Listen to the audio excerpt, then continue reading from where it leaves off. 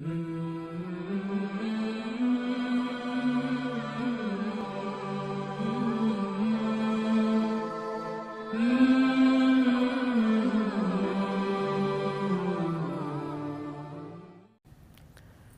rahimakumullah.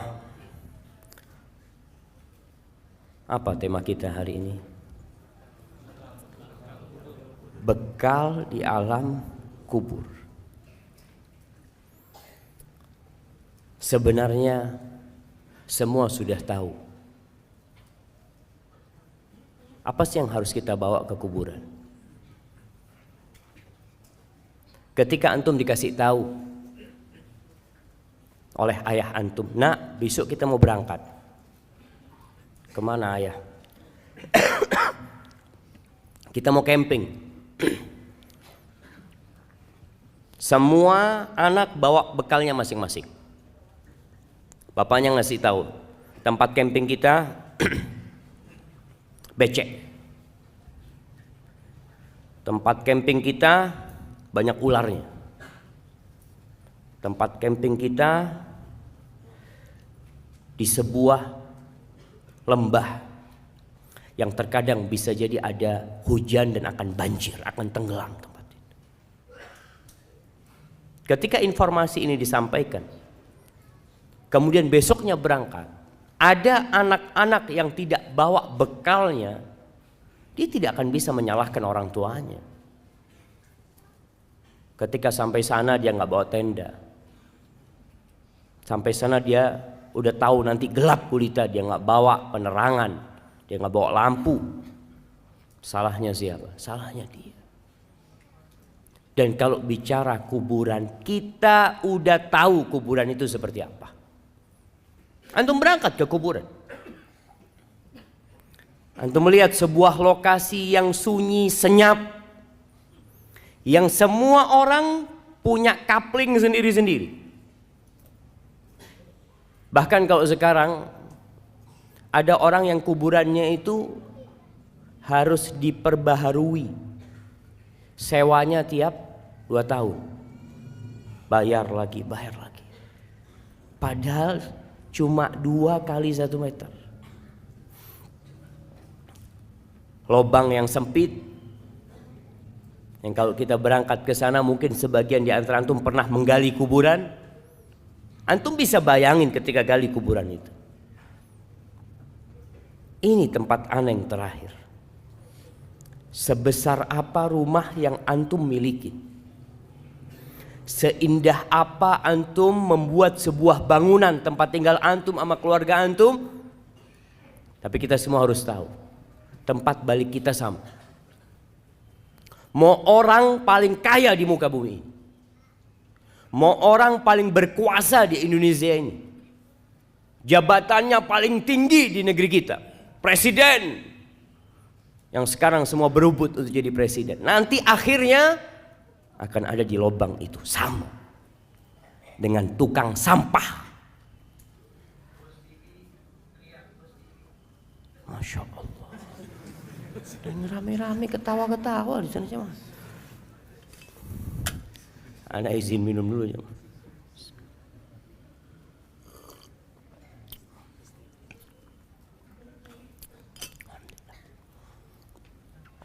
Orang yang paling kaya, yang naik Mercy, naik mobil paling mahal, nanti sama dengan orang paling miskin di muka. Dia akan ada di tanah sana. Itu kuburan. Nggak ada yang nemenin, sama. Orang kaya mati, akankah ada ajudan dia yang ikut tinggal di kuburan? Yang mati umpamanya jenderal bintang 4, anak buahnya 3, ajudannya. Ketika dikuburkan, adakah satu yang setia sama dia? Komandan, anak akan tetap ada di sini. Bohong. Sama. Semuanya sama. Di malam hari kita biasanya kalau lagi kesepian kita bisa cari teman. Tapi antum akan sendirian. teman-teman antum akan melanjutkan perjalanan ini. Dan suatu hari langkahnya akan berhenti dan ikut bersamamu di alam kubur sana. Jamaah rahimakumullah. Kalau kita melihat dahsyatnya kuburan, walaupun kalau kita melihat dari luar biasa-biasa aja sih Ustaz. Seorang tabi'in yang bernama Ubaid ibn Umair, dia pernah berkata, innal qabra la yaqulu, kuburan itu akan berbicara. Kita tahu bahwasanya jari-jari kita akan berbicara. Tempat-tempat sholat kita akan menjadi saksi. Kata Ubaid bin Umair mengatakan, innal qabra la yaqul ya ibna Adam. Dia akan mengatakan kepada anak Adam, wahai anak Adam, madza a'datta li? Apa yang sudah engkau persiapkan untuk aku? Alam ta'lam anni baitul ghurbah. Apakah engkau enggak tahu aku ini rumah pengasingan? Wa baitul wahdah, rumah tempat sendirian engkau di sini nantinya. Wa baitul akala wa baitud dud, tempat serangga-serangga, tempat cacing, segala macam. Ini loh kuburan. Dia ngasih tahu sama kita apa yang kau persiapkan. Kalau kita lihat manusia sibuk membangun rumahnya, kamarnya. Jangan rumahnya, dia punya rumah. Oke, biasa rumahnya. Dia punya kamar, dia hiasin. Dia bikin keramik khusus. Dia pasang wallpaper. Tiap tahun diganti wallpapernya. Dia pasang AC. Karena dia ingin nyaman di situ.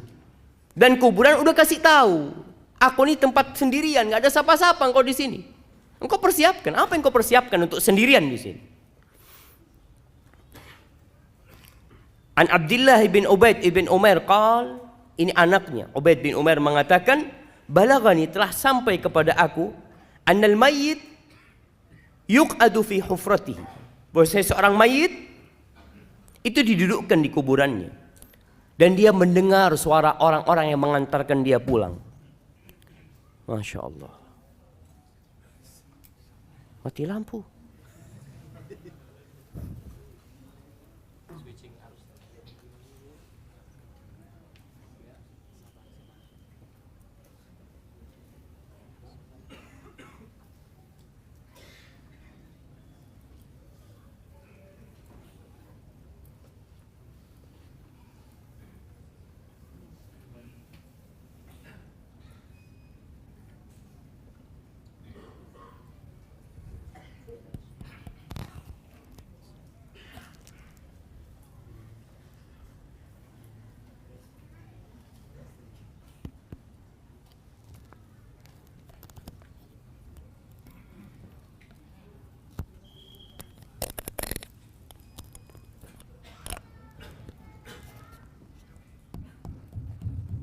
Masya Allah.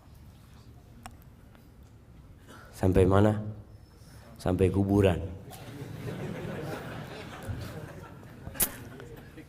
Akhirnya kuburan itu berkata kepada orang yang ada di dalamnya, wayahak ibna Adam, celaka engkau Adam, dengarkan nih.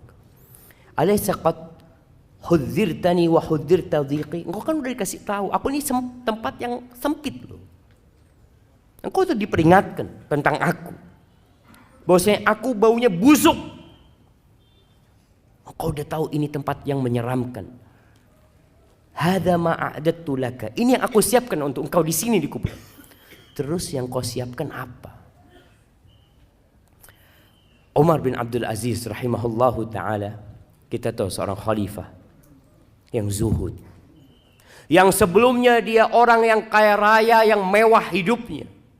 Tapi di akhir hayatnya Allah berikan hidayah kepada Umar bin Abdul Aziz, sehingga dia menjadi khalifah yang adil, yang disegani, yang zuhud. Ketika menjadi pimpinan tertinggi umat Islam, awalnya dia hanya gubernur kota Madinah, kemudian jadi pemimpin tertinggi umat Islam pada waktu itu, yang ibu kotanya di Damaskus. Semoga Allah melepaskan Damaskus dari tangan orang-orang Syiah.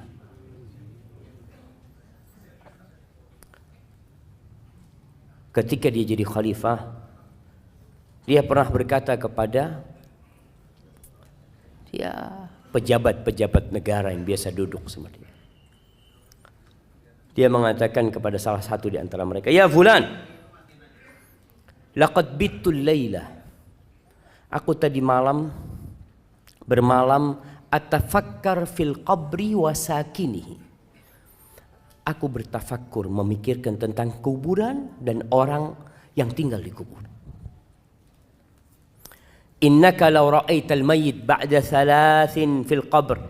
Engkau kalau melihat kondisi mayit setelah 3 hari di kuburan, lastauhashta min qurbihi ba'da tulil unsi minka binahiyatihi. Engkau akan ketakutan untuk dekat sama orang itu setelah 3 hari. Padahal ketika hidup engkau kepingin dekat sama dia, duduk sama dia. Tapi setelah dia mati 3 hari, bongkar kuburannya, akan tercium aroma yang begitu menyengat. Mungkin akan melihat belatung-belatung yang ada. Engkau tidak akan lagi mau dekat sama dia. Padahal dulu teman baikmu dia. Wala ra'aita baitan tajulu fihil hawa. Engkau akan melihat sebuah rumah yang penuh dengan binatang-binatang, dengan serangga-serangga. Wa yajri fihi sadid. Akan ada nanah yang mengalir. Wa takhtarikud didan, dan cacing itu, ulat itu keluar masuk, belatung keluar masuk dari tubuh dia. Ma'a taghayyurir raiha, dan aromanya yang tidak nyaman. Wa balal akfan, kafannya juga sudah rusak. Ba'da husnil hay'ah, padahal sebelumnya rupa dia bagus. Wa tibir rih, aromanya wangi. Wa naqa'is thawb, biasanya kalau datang bajunya bagus orang ini. Datang kajian kita tahu, Masya Allah bajunya bagus, bisa duduk di sampingmu. Setelah mengatakan itu Umar bin Abdul Aziz, dia pingsan. Pernahkah antum memikirkan kuburan itu? Rasulullah sallallahu alaihi wasallam dalam hadis riwayat Tirmizi mengatakan, "Ma ra'aitu manzaran qat illa wal qabru afdha minhu." Tidak pernah aku melihat sebuah pemandangan melainkan kuburan itu lebih menyeramkan dari semua yang kau lihat. Ya, kita harus mempersiapkan diri. Semuanya bakal mati, itu sebuah kepastian. Kullu nafsin dha'iqatul maut. Semua yang bernyawa pasti mati. Mau sehat, mau sakit. Jangan antum memikirkan bahwasanya antum belum waktunya. Ustaz, ana sehat, Ustaz. Alhamdulillah. Kira-kira kapan antum mati? Wallahu a'lam, tapi masih lama kayaknya. Antum ada orang lagi fitness, mati di tempat fitness. Ada orang lagi nyanyi, yang dia mungkin berpikir akan tobat di akhir umurnya, mati di atas panggung dia. Ada seorang yang menjadi biduan, antum pernah lihat? Jangan lihat tapi. Nah, ada seorang biduan, anak nggak ngelihat, anak baca. Bener ya. Ada seorang biduan yang nyanyi bersama ular kobra. Digigit mati di atas sana. Anak yakin dia nggak memikirkan akan mati di tempat itu. Dia ingin mati dalam kondisi yang baik. Dia ingin mati dalam kondisi sedang kajian. Semua orang, insya Allah yang fitrahnya masih baik, ada keinginan untuk berubah dan mati husnul khotim. Semua ingin. Tapi siapa yang tahu jemaah? Maka ketahui tidak ada pemandangan yang lebih menyeramkan kalau antum memikirkan lebih dari kuburan. Wallahi jemaah. Suatu hari ada orang menjumpai Umar bin Abdul Aziz. Dia masuk ke tempatnya Umar bin Abdul Aziz. Dia heran melihat wajah Umar bin Abdul Aziz. Sudah kurus ya. Yang dulu tampan, yang dulu segar bugar. Kelihatannya udah. Karena capek beribadah Umar bin Abdul Aziz dan ngurusin umat. Akhirnya orang ini takjub dengan pemandangan ini. Kenapa engkau kok kayak gini gitu dia. Apa kata Umar bin Abdul Aziz? Ya fulan. Dia mengatakan, sekarang engkau heran melihat wajahku, kondisiku seperti ini. Gimana kalau engkau melihat aku setelah 3 hari dalam kuburan? Waqad kharajatil hadaqatan fasalata 'alal khaddain. Kedua mataku sudah ngelupas dari tempatnya. Keluar dari tempatnya, kemudian ada di pipi kedua mataku. Wa taqallasat asyafatani 'an asnan. Bibirku sudah ngelupas sehingga gigiku kelihatan. Wan fatahal fam, mulutku terbuka. Wa nata'al bat fa'ala sadr, perutku akan membengkak. Kemudian mungkin pecah menutupi dadaku. Wa kharaja sulbu minad dubur, dan tulang-tulang keluar dari dubur. Wa kharaja dud minal manakhir, dan engkau melihat belatung itu keluar masuk dari hidungku. Engkau akan lebih heran daripada apa yang kau lihat sekarang ini. Oleh antum harus memikirkan pemandangan itu. Kita ini sering tertipu. Apalagi anda lihat kadang-kala foto. Nih kamera-kamera tukang tipu semuanya. Antum kadang-kala foto kan ada pilihan macam-macam. Ada yang tambah putih, ada yang tambah ini, subhanallah. Antum coba pikirkan. Dan ada foto tambah tua sekarang. Iya. Coba antum memikirkan itu. Rasulullah sallallahu alaihi wasallam tiap hari, pagi dan petang, tiap sholat, beliau senantiasa berlindung dari azab kubur. Beliau mengatakan, Allahumma inni a'udzubika min azabil qabr wa min azabi jahannam wa min fitnatil mahya wal mamat wa min syarri fitnatil masihid dajjal. Terus berlindung. Karena beliau tahu urusan kuburan ini. Mungkin sebagian di antara kita baca tuh doa, tapi tidak meresapi itu doa. Karena sudah menjadi rutinitas. Setelah membaca innaka hamidum majid, dia mengatakan Allahumma inni a'udzubika min azabil qabr. Antum bisa bayangin ketika antum menunjuk dan antum memikirkan kuburan. Bagaimana ketika daging itu sudah ngelupas. Ketika antum tinggal sendirian. Enggak ada lagi yang peduli sama antum. Antum enggak bisa menambah amalan sedikit.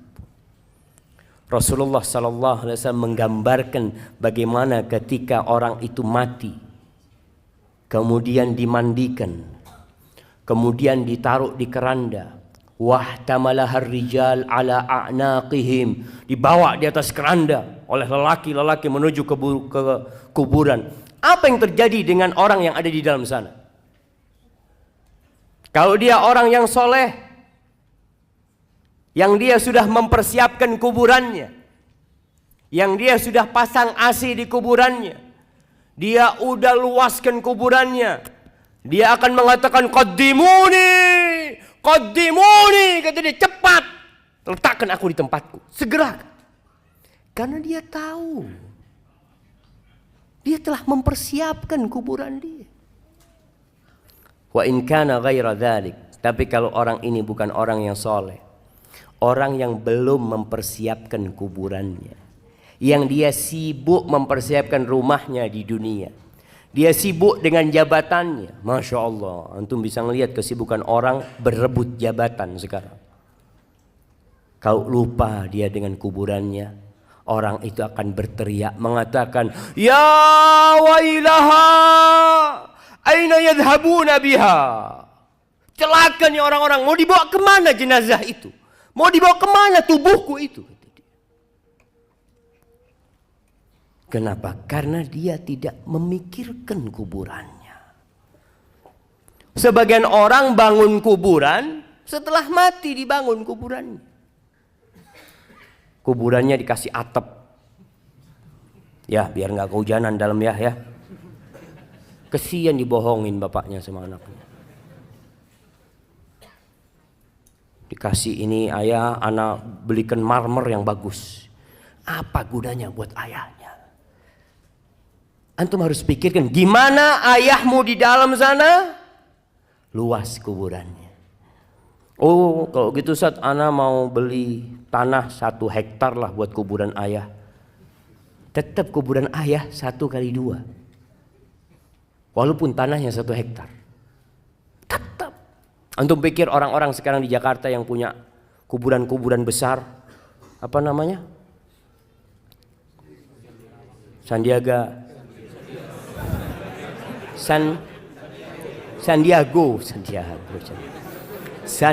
Hill.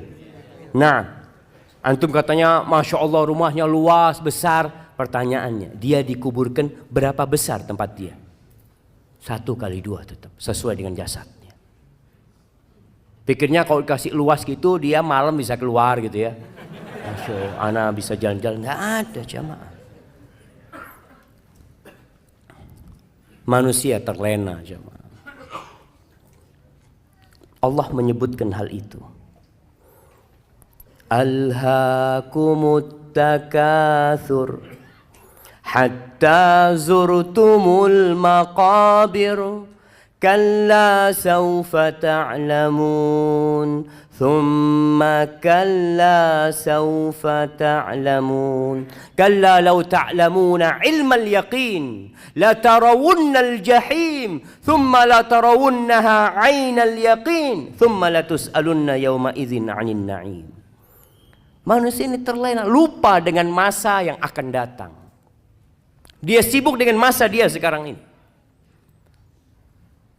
Dia sakit ke dokter, hatinya sakit nggak diobatin. At-takatsur, banyak-banyakan harta.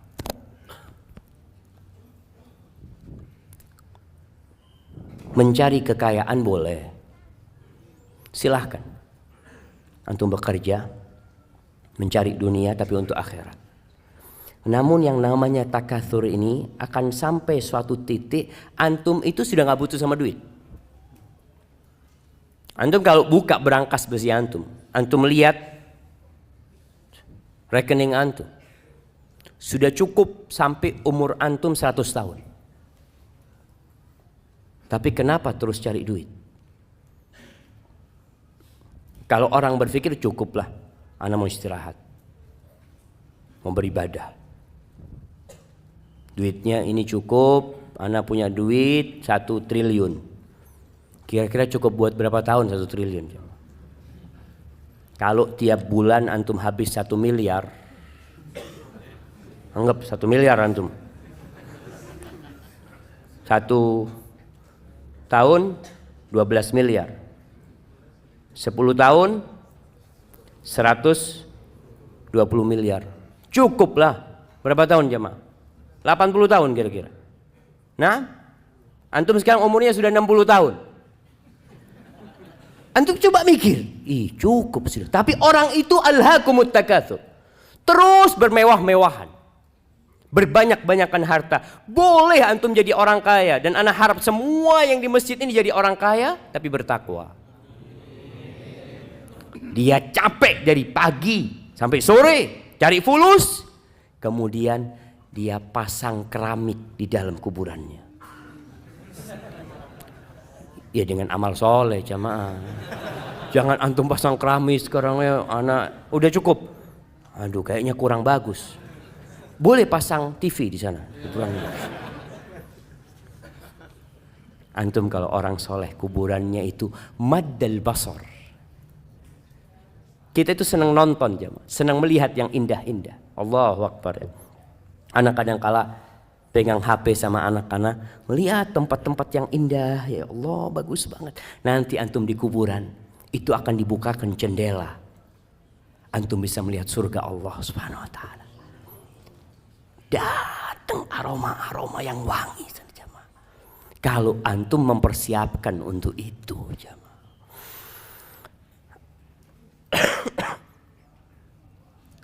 Yaqulu ibnu Adam,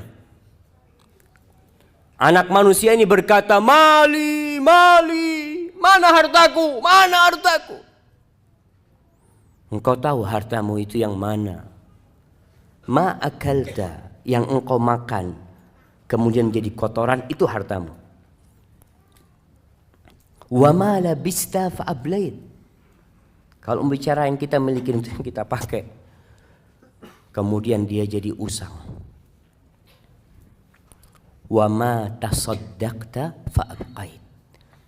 Dan yang engkau sedekahkan lalu ini yang kau simpan. Ini jamaah. Kalau bicara harta yang milik antum itu, antum coba sekali-kali ke kuburan lihat berapa fulus ana yang sudah taruh sini ya. Yang ada di brankas besi, yang ada di ATM antum, itu bukan milik antum. Bisa jadi milik antum, bisa jadi milik orang lain. Maka kenapa kita dianjurkan untuk ziarah kubur? Karena mengingatkan kepada akhirat, mengingatkan kepada kematian, sehingga antum bisa siap-siap. Antum kalau datang ke kuburan, antum berpikir, ana punya duit 100 juta. Ana sedekah baru 10 juta. 90 juta antum tinggal kalau antum mati. Amr bin As, sahabat Nabi yang menaklukkan Mesir. Sahabat Nabi yang memang masuk Islamnya agak terlambat, tapi perjuangannya untuk Islam setelah itu begitu dahsyatnya.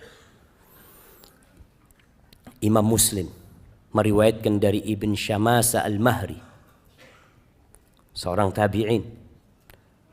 Ibn Syamasa mengatakan hadarna Amr ibn al-As wa huwa fi siyaqatil maut. Kita pernah menghadiri Amr bin As di rumahnya. Amr bin As dalam kondisi dia mau mati sudah, naza sudah. Fahawwala wajhahu ilal ha'id yabki tawilan. Ini sahabat Nabi. Dia menghadapkan wajahnya ke tembok. Ini orang-orang datang membesuk dia lagi sakit, dia malah menghadapkan wajahnya ke tembok, menangis yang panjang sekali tangisan. Wabnuhu Abdullah, anaknya bernama Abdullah bin Amr bin As. Sahabat Nabi salah satu yang banyak meriwayatkan hadis. Anak yang soleh, yang berbakti sama orang tuanya. Kita kadang-kala kalau punya anak soleh, oh insya Allah doakan abah nanti ya. Siap abah sudah mati, punya anak seperti kau. Lihat Abdullah Amr bin As. Dia punya anak seorang sahabat yang soleh. Dia menangis panjang. Anaknya berkata kepada ayah, ma yubkik, apa yang membuatmu menangis? Wahai ayahanda, ama basyaraka Rasulullah sallallahu alaihi wasallam bikada, ama basyaraka bikada. Mulai disebutkan keutamaan-keutamaan abahnya. Bukankah Rasulullah SAW memberikan kabar gembira kepadamu tentang ini, tentang ini, tentang ini? Supaya abahnya berhenti menangis, supaya dia merasa senang dengan apa yang diucapkan oleh putranya. Apa kata Amr bin As? Qala wa huwa fi dzalika yabki wa wajhu ila al-ha'id. Qala thumma aqbala biwajhi. Terus bapaknya ini ngadep ke sana, tapi akhirnya menoleh kepada kita. Faqala, lalu dia memberikan wasiat kepada orang-orang yang ada di kamar itu. Inna afdal mimma tu'addu alayya syahadatu an la ilaha illallah wa anna Muhammadar Rasulullah sallallahu alaihi wasallam. Sesungguhnya yang paling mulia yang dipersiapkan untuk aku, yang aku persiapkan itu adalah syahadat la ilaha illallah dan Muhammad Rasulullah SAW. Ini memang bekal utama seorang untuk kematian. Man kana akhiru kalamihi la ilaha illallah dakhala al-jannah. Barang siapa yang akhir ucapannya la ilaha illallah, niscaya masuk surga. Ini bekal yang utama. Tahu Amr bin As dengan hal itu. Walakinni Tapi dia cerita, masalahnya aku ini beda. Aku punya masalah dalam kehidupan ini. Qad kuntu ala atbaqin salas. Aku itu, hidupku ini di 3 fase. Fase yang pertama, dia cerita, qad ra'aituni, aku telah melihat diriku. Ini orang yang suka menghisap dirinya. Dia akan sibuk dengan kesalahan dirinya daripada dengan kesalahan orang lain. Dia akan disibukkan dengan menambal kekurangan-kekurangan dirinya daripada dia menambal kekurangan orang lain. Amr bin As tahu dengan dirinya. Dia bercermin. Maka dia mengatakan, qad ra'aituni, aku telah melihat diriku. Ma minan nasi min ahadin abghad ilayya min Rasulillah SAW. Di fase yang pertama itu, tidak ada satu manusia yang lebih aku benci daripada Rasulullah SAW. Bagaimana bencinya Amr bin As kepada Nabi SAW. Wala ahabbu ilayya min an astamkina minhu fa'aqtulahu. Dan bagaimana ambisiku pada waktu itu bisa membunuh Nabi SAW. Falau mittu ala tilka tabaqah lakuntu min ahlin nar. Andai kata aku mati dalam fase itu, niscaya aku jadi penghuni neraka, pasti sudah, kata dia. Kemudian di fase kedua, thumma ja'alallah al-islam fi qalbi.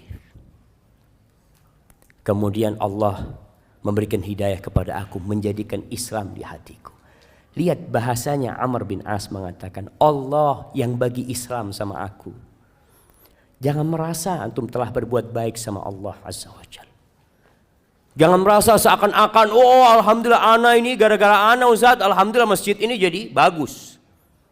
Ana yang punya peran besar, masjid ini jadi ramai jamaahnya. Jangan bilang seperti itu. Katakan Allah Azza wa Jalla yang memberikan hidayah kepada orang-orang sehingga datang ke rumah Allah ini. Fa'ataitu Rasulullah SAW. Lalu aku mendatangi Rasulullah SAW. Liubayi'ahu, untuk berbaiat kepadanya. Ini berbaiat, menyatakan masuk Islam, mengucapkan janji setia kepada Nabi SAW. Faqultu ubsut yaminak ya Rasulullah. Ketika aku datang menyumpai Nabi SAW, aku mengatakan, ya Rasulullah, berikan tangan kananmu kepadaku. Fabasata yadahu. Nabi SAW memberikan tangannya kepada aku. Thumma inni qabattu yadi. Tapi ketika itu nggak jadi. Aku menarik tanganku. Nggak jadi bersalaman dengan Nabi SAW. Faqala malak ya Amr. Kenapa engkau?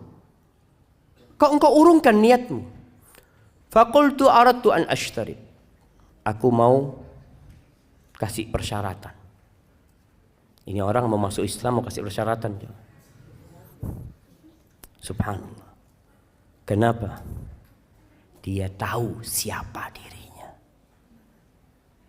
Dia tahu kejahatan-kejahatan yang pernah dia lakukan. Maka Amr mengatakan, ditanya sama Nabi SAW, tashtaritu madza? Apa syaratmu? Kata Amr bin As, ashtaritu an yughfara li. Syaratnya diampuni dosa-dosaku. Syaratnya diampuni dosa-dosaku. Karena Amr bin As berpikir, kalau aku masuk Islam tapi dosaku yang masa lalu, yang aku ingin membunuh Nabi SAW tidak diampuni, apa gunanya aku masuk Islam? Maka ketika orang masuk Islam, hendaklah masuk Islam dengan berpikir tentang agama Allah ini. Jangan merasa sekali lagi berbuat baik kepada Islam, tapi Islam yang telah memberikan kebaikan kepada kita. Lalu Nabi SAW mengatakan kepada Amr,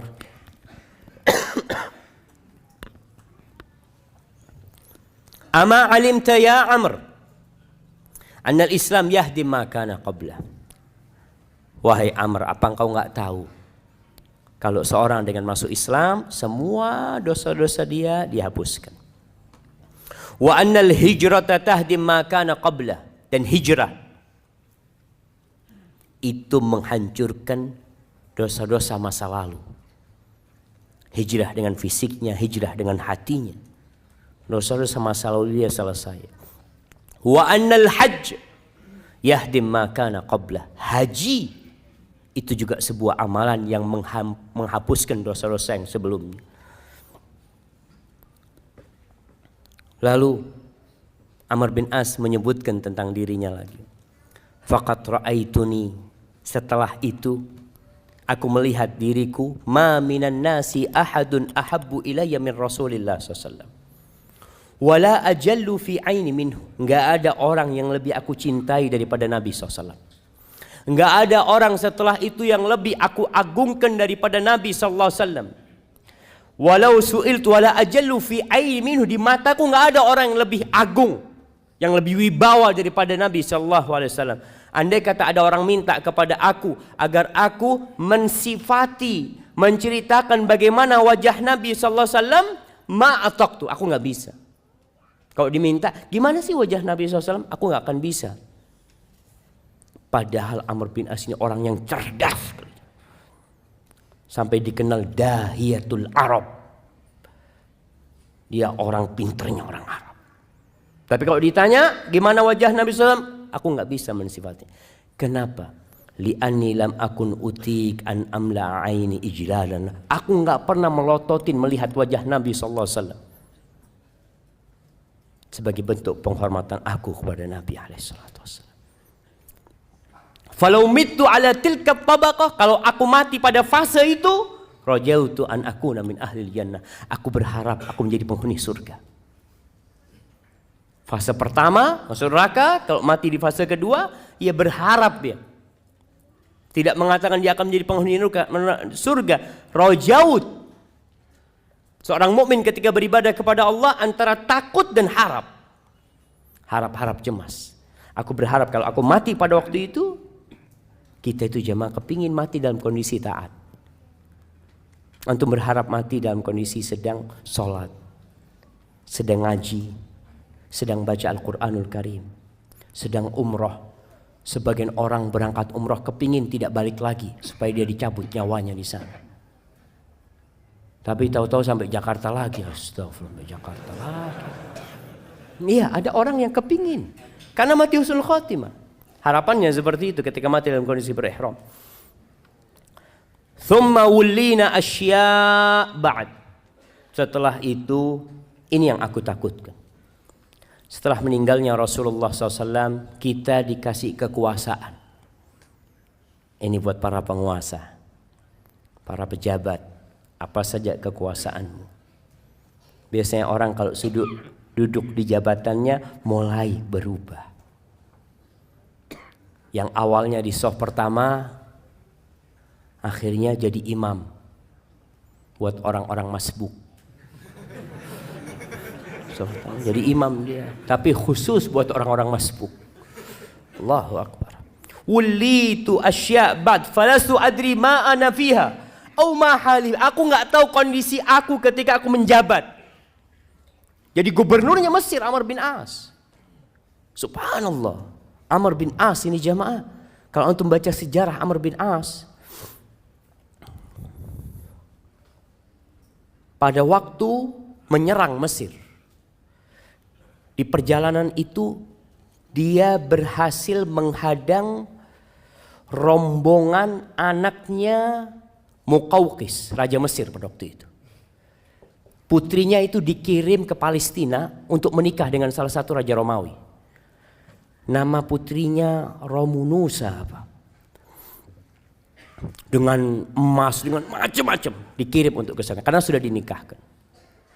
Ketika ditangkap oleh Amr bin As, Amr bin As itu mengatakan kepada para sahabatnya, kalian ingat Raja Muqawqis itu pernah kirim hadiah buat Nabi kita Sallallahu Alaihi Wasallam. Pernah kirim bagla. Bagla itu campuran antara kuda sama keledai. Kasih hadiah buat Nabi, bagla yang bagus, dan mengirimkan seorang budak, Maria Al-Qibtiyah. Gimana menurut kalian kalau kita balas kebaikan raja itu agar tahu dengan kebaikan Nabi kita Muhammad SAW? Itu dibalikin rombongan itu ke Mesir, jemaah. Jadi banyak kebaikan Amr bin As radhiyallahu ta'ala. Maka dia mengatakan Aku nggak tahu kondisi aku ini gimana sekarang. Fa idza ana mittu fala tashabni naihatun wala nar. Kalau aku mati, tolong nggak ada wanita-wanita yang meratap, yang menangis-nangis, yang menemani aku ke kuburan, yang mengantarkan aku ke kuburan. Wala nar, nggak ada api-api untuk memeriahkan orang mau mati, dimeriahkan. Kadangkala pasang mercon atau apa. Nggak ada. Faida dafantumuni, kalau kalian telah menguburku, fasunnu alayya turab sannan, itu debu kalian timpakan kepada aku. Ya, jangan keras-keras maksudnya Amr bin As. Sudahlah, kalian ratakan aku dengan tanah. Faida farautum min qabri, kalau selesai kalian mengubur aku, famkuthu inda qabri, kalian jangan pulang dulu, kata Amr bin As. Dia tahu gimana kondisi di kuburan. Dia bakal sendirian, dia bakal ditinggal sama semuanya. Tapi dia minta famkuthu inda qabri qadra ma yunharu jazur wa yuqsamu lahmuha. Tolong kalian ya tetap di kuburan sebentar lah. Seperti orang menyembelih onta kemudian membagikan daging-daging. Ya, berapa menit kalian tetap di sana? Fa ini asta'nis bikum, supaya aku tidak merasa kesepian. Dia takut ditinggal. Hatta a'lam madza uraji bihi rusul rabbi, sehingga aku tahu bagaimana aku menjawab pertanyaan-pertanyaan mungkar dan nakir. Ahibati fillah, orang ketika mati itu diikutin oleh 3 hal. Yatba'ul mayyit salas. Apa yang ikut ke kuburan jemaah? Siapa yang mau jawab? Harta, keluarga, amal. Hartanya gimana? Hartanya ikut. Gimana hartanya? Siapa yang tahu? Harta yang ikut ke kuburan? Hartanya ikut pulang, keluarganya ikut pulang dan amal. Iya, hartanya apa yang ikut ke kuburan? Fulusnya ikut gitu ke kuburan. Oh, mobilnya mungkin di luar gerbang. Nggak sampai ke kuburan. Bahkan kalau orang-orang kafir kan ikut dikubur. Kalau orang kafir mobilnya masuk kuburan juga.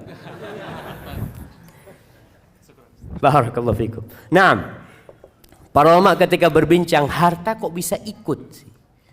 3 yang ikut. Yarji'u itsnan wa yabqa wahid. Yang 2 balik ke rumah, yang 1 tinggal sama antum. Yatba'uhu ahluhu. Keluarganya ikut, jelas kalau keluarganya ikut. Ingat perempuan-perempuan, ana masih ngelihat di daerah Jabodetabek ini kalau ngubur jenazah perempuan-perempuan itu ikut ke kuburan. Nggak usah lah. Antum anti bagi perempuan tinggal di rumah. Rasulullah SAW pernah melihat wanita-wanita di jalan ke kuburan. Ditanya sama Nabi SAW, kalian ikut memandikan jenazah? La. Kalian ikut mengangkat jenazah? La. Kalian ikut ngubur jenazah? La. Irji'na ma'zurat. Kalian pulang bawa dosa. Ngapain kalian ke kuburan? Kalau ternyata kalian tidak ngapa-ngapain di sana. Yang ada nangis-nangis ya di kuburan.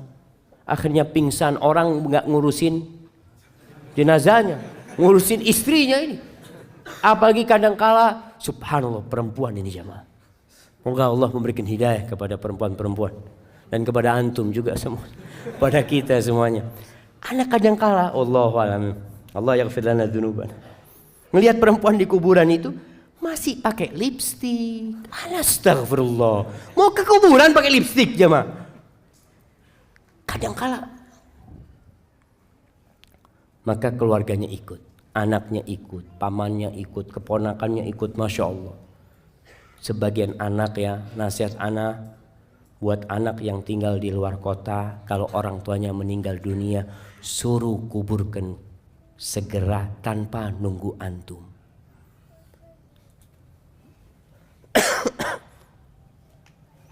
Itu sebagai bentuk kebaktian antum sama orang tua. Antum kadang-kadang mengatakan, enggak, anak ingin mengucapkan salam terakhir. Selesai, enggak ada salam terakhir, sudah mati. Seharusnya engkau dampingin orang tuamu sebelum mati. Jangan ketika dia mati disuruh nunggu anaknya 24 jam. Anaknya di luar pulau. Ditunggu padahal sudah meninggal, tempat dia bukan di muka bumi ini lagi. Selesai, katakan kuburkan orang tua anak. Engkau gimana? Nggak apa-apa, yang penting orang tua anak sampai ke tempatnya. Engkau datang, kemudian engkau datang ke kuburannya, boleh sholat jenazah di atas kuburan. Sholatin di atas kuburan. Nggak harus nunggu antum. Keluarganya ikut. Wa malu, hartanya ikut. Para ulama ketika berbincang tentang hartanya yang ikut ini, mengatakan ini dulu. Dulu itu ada budak. Budak itu harta. Di mana diperjualbelikan. Sehingga budak-budaknya pada ikut ngomong-ngoburkan. Tapi juga ada yang ke kuburan naik kendaraan mungkin. Ada yang dinaikkan kereta atau apa ke kuburan. Mungkin kalau sekarang pakai mobilnya ikut. Dan yang ketiga, bisa jadi dia diikutin sama hartanya karena dia orang kaya. Antum lihat kalau orang kaya mati, Masya Allah, kuburannya itu rame. Masjid rame. Sampai pernah ada seorang jemaah, cerita temen nih, nggak tahu di Bekasi atau di mana. Dia cerita, ada salah satu ikhwan meninggal dunia, disolatkan di sebuah masjid, rame yang nyolatin jemaah. Salah satu jamaah masjid tanya, ini orang kaya dari mana yang mati? Kenapa Pak? Katanya. Iya berarti kan bisa ngasih amplop kepada semua yang sholat itu. Subhanallah. Nggak tahu itu di mana jamaah. Ada yang pernah sholat jenazah dapat amplop? Ada yang pernah? Angkat tangan. Mana jamaah? Dapat beras tuh. Masya Allah. Kasih sini. Jadi ngambil berasnya di mana tuh?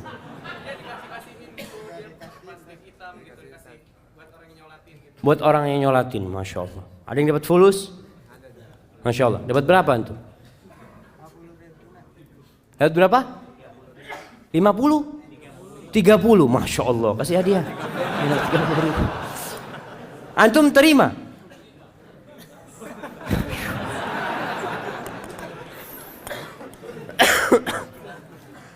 Iya, tadi ketika orang kaya raya banyak yang nyolatin karena dia orang terhormat di kampungnya, ikut. Tapi selesai itu pulang.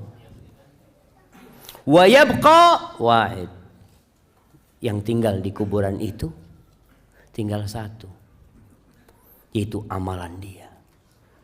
Ketika orang-orang pergi, amalan itu akan datang sama dia. Kalau dia orang soleh, amalan itu datang dalam wujud seorang manusia yang tampan, wajahnya indah, pakaiannya bagus. Dia perlu teman di kuburan sana. Lalu ditanya sama orang yang sudah di kuburan, man anta? Wajhuka alladhi ya'ti bil khair. Wajahmu ini wajah orang baik gitu loh. Dan bajumu baik, kata dia. Kata orang ini, ana amaluka saleh. Aku amal solehmu, kata dia. Kemudian kuburan yang sempit itu yumaddu lahu maddal basar. Dibentangkan sepanjang mata memandang, lebih luas daripada rumah dia di muka bumi.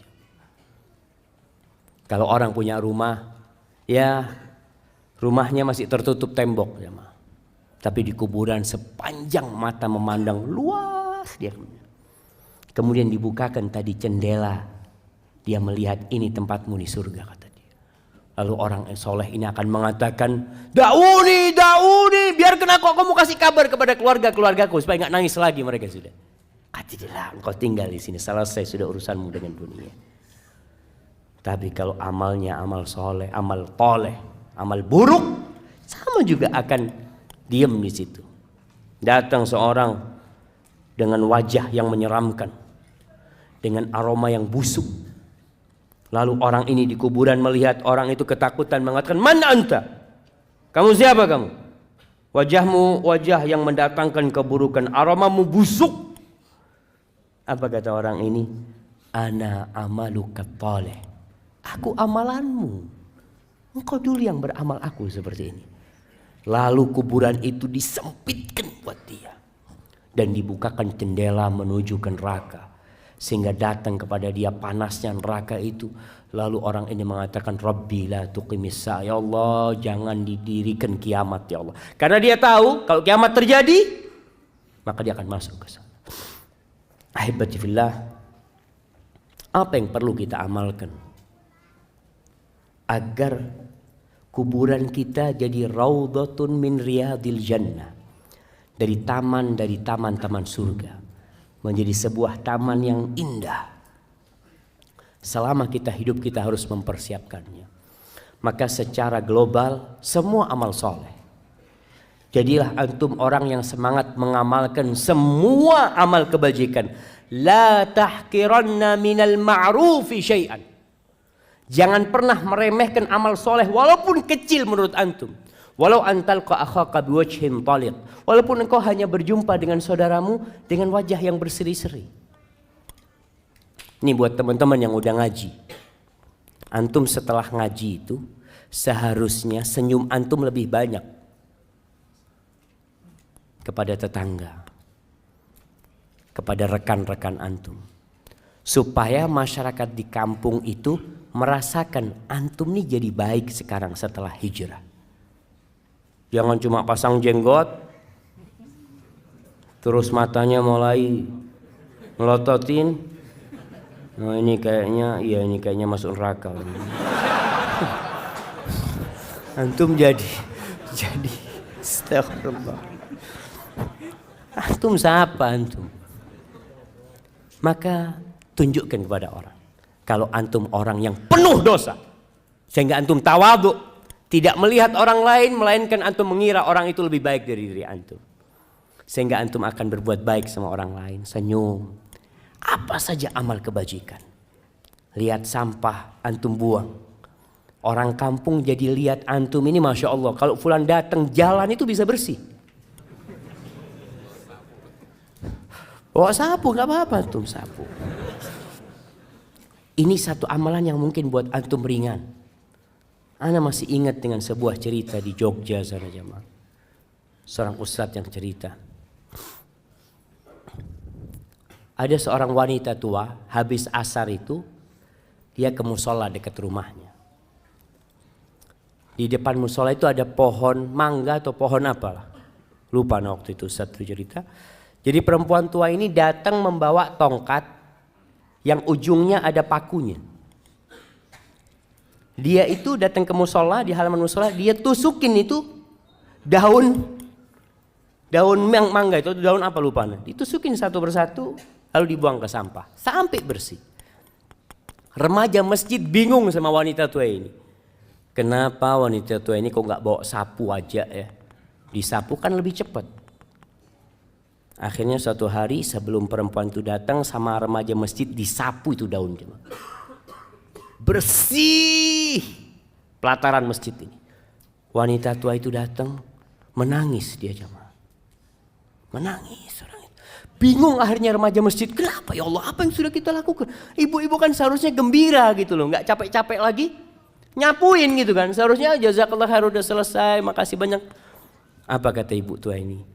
Ana itu dengan setiap daun yang ana ambil itu, ana bersolawat buat Nabi SAW. Mungkin orang nggak tahu jamaah, tapi Allah tahu dengan amalan antum.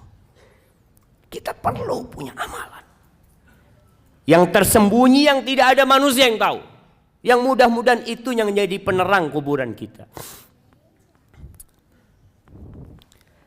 Di antara amalan yang bisa